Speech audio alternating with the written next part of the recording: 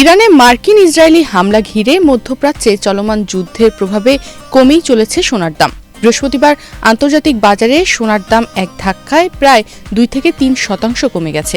এর পেছনে সবচেয়ে বড় কারণ হল ডলারের শক্তিশালী হয়ে ওঠা। ডলার বাড়লে অন্য দেশের মানুষের জন্য সোনা কিনতে বেশি টাকা লাগে, তাই তারা কম কেনে।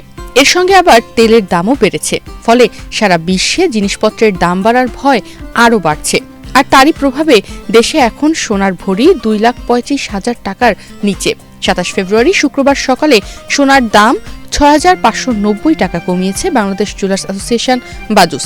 আজ সকাল 10টা থেকে দেশে 22 ক্যারেটে প্রতি ভরি সোনা বিক্রি হচ্ছে 2,34,855 টাকায়।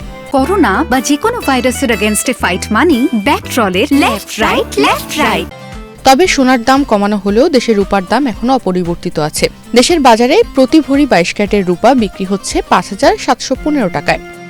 নতুন দর অনুযায়ী 27 মার্চ শুক্রবার সকাল থেকে দেশের বাজারে 22 ক্যারেটের প্রতি ভরি সোনা 2,34,855 টাকায় এবং 21 ক্যারেট 2,24,182 টাকায় বিক্রি হচ্ছে। এছাড়া 18 ক্যারেটের এক ভরি সোনার দাম 5,366 টাকা কমিয়ে নতুন দাম নির্ধারণ করা হয়েছে 1,92,164 টাকা। আর সনাতন পদ্ধতির প্রতি ভরি সোনার দাম 4,432 টাকা কমিয়ে নতুন দাম নির্ধারণ করা হয়েছে 1,56,473 টাকা। এর আগে 25 মার্চ সকাল থেকে দেশে 22 ক্যারেটে প্রতি ভরি সোনার দাম 5,482 টাকা কমিয়ে নতুন দাম নির্ধারণ করা হয়েছিল 2,41,445 টাকা। আর 21 ক্যারেটে প্রতি ভরি সোনার দাম তখন 5,190 টাকা কমিয়ে নতুন দাম নির্ধারণ করা হয়েছিল 2,30,481 টাকা।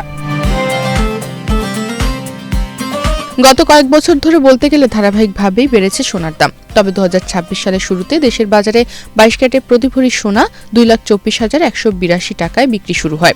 2026 সালে 1 জানুয়ারি থেকে এই পর্যন্ত বাংলাদেশে সোনার দাম মোট 46 বার সমন্বয় করা হয়েছে।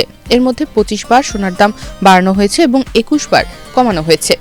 27 মার্চ শুক্রবার সকালে সোনার নতুন দাম নির্ধারণ করে বিজ্ঞপ্তি দিয়েছে বাজুস। এতে বলা হয় স্থানীয় বাজারে তেজাবি স্বর্ণ বা পিওর গোল্ডের দাম কমেছে। এ কারণে সোনার দাম সমন্বয়ের সিদ্ধান্ত নিয়েছে বাজুস।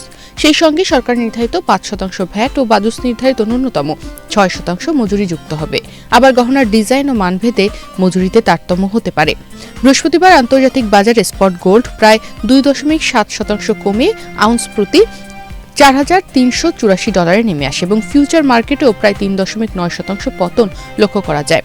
এই পতনের পেছনে প্রধান কারণ হিসেবে দেখা হচ্ছে শক্তিশালী মার্কিন ডলার এবং তেলের দামের ঊর্ধ্বগতি। ডলার শক্তিশালী হলে অন্যান্য মুদ্রার বিনিয়োগকারীদের জন্য সোনা কিনতে বেশি খরচ হয়, ফলে চাহিদা কমে যায়। একই সময় তেলের দাম বাড়ায় বৈশ্বিক মূল্যস্ফীতির আশঙ্কা আরও বেড়েছে। বিশ্লেষকদের মতে এই প্রবণতা অব্যাহত থাকলে সোনার দাম আরও কমে 4,000 ডলারের নিচেও নামতে পারে। তবে যদি যুদ্ধবিরতি নিশ্চিত হয় এবং সুদের হার কমানোর সম্ভাবনা তৈরি হয়, তাহলে দাম আবার ঊর্ধ্বমুখী হয়ে 5,000 ডলারের দিকে যেতে পারে। এই বৈশ্বিক পরিস্থিতির প্রভাব বাংলাদেশের বাজারেও পড়তে শুরু করেছে। আন্তর্জাতিক বাজারে দাম কমলে সাধারণত দেশের বাজারেও তার প্রতিফলন দেখা যায়, ফলে সোনা কিছুটা সস্তা হতে পারে। তবে বাস্তবে এই সুবিধা পুরোপুরি পাওয়া নির্ভর করছে ডলারের বিনিময় হারের ওপর।